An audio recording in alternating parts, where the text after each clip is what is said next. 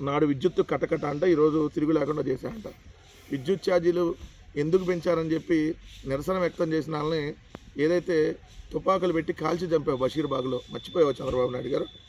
కొత్తగా air అంబులెన్స్లు 2026లో డ్రోన్తో air అంబులెన్స్ను integrate చేయాలనుకుంటున్నాం. డ్రోన్లే మిద్దెపై నుంచి రోగులకు ఆసుపత్రులకు తీసుకెళ్తాయి. ఇలాంటి వినూత్న ఆలోచనలు చేస్తున్నాయంట.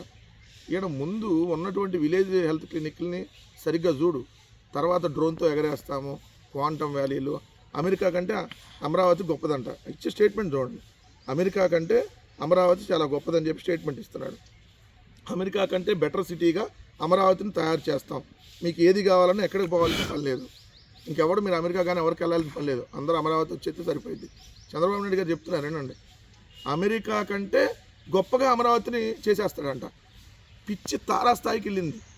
దీన్ని పిచ్చి అంటారండి. వేరే దేశాల్లో అయితే దీన్ని తీసుకెళ్ళి మెంటల్ హాస్పిటల్లో కానీ లేదంటే ఇంకో దేశాల్లో అయితే జైల్లో కానీ పెడతారన్నట్టుగా అమరావతి కంటే అమెరికా కంటే అమరావతిని బెటర్గా చేస్తున్నాడంట. అమెరికాలో నీళ్ళు ఎత్తి తోడిపోతున్నారు, నాకు అర్థం కాల. అమరావతిలో అయితే నీళ్ళు ఎత్తి తోడిపోవటం పిచ్చి మొక్కలదే ఉంది, ఇంకేం లేదు. ఇదైతే క్లియర్గా కనపడుతుంది కదా. ఇంకా కొన్ని ఆయన స్టేట్మెంట్స్ విచిత్రంగా ఉంటాయి. P4 తీసుకొని వచ్చాయంట. 10,42,000 మందిని 1,02,000 మంది దత్తత తీసుకున్నారంట. ఏం చేస్తున్నారు దత్తత తీసుకొని? వాళ్ళకి ఏమన్నా ఇప్పటి వరకు ఇచ్చారా? ఇస్తే ఎవరెవరు ఏమి ఇచ్చారు చెప్పండి. ఇంకా ప్రజలు మభ్యపెట్టేటటువంటి ఇది. అమెరికాలో సిలికాన్ వ్యాలీ ఉంటే అమరావతిలో క్వాంటమ్ వ్యాలీ ఉందంట. ఇది రోజు ప్రజల్ని మభ్యపెడతా ఏదో స్టేట్మెంట్స్ ఇస్తా పరిపాలన పూర్తిగా గాలికి వదిలేశారు. గాలి మాటలు చెబుతూ ఏదైతే గాలిలో చక్కర్లు కొడుతూ కాలక్షేపాలు చేస్తూ ఉన్నారనేది